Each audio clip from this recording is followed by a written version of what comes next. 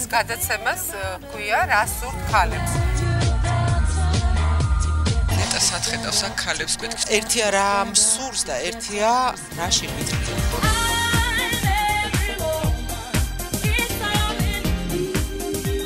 ძალიან მინდა რომ ზუსტად ახლა როგორც მანახეთ ეკრანზე აი ესეთი ცხოვრება მქონდეს ყოველდღე და არ მინდა გამსდელის როლი არ მინდა სხვა შორის მქონდა და არ მინდა საერთოდ არ მომწონს. Она долго искала, 31 год, но всё-таки нашла.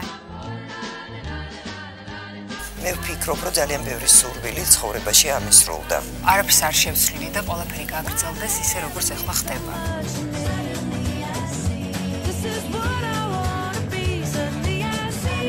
პირველ რიგში ალბათ სურს სიყვარული. ამ გათხოვებამ შეშლაზე აღარც ვამბობ პირიქით, ხელი შემიწყო ძალიან ბევრ რამეში. ლალი მაროშკინა რომელიც გათხოვდა მესამედ.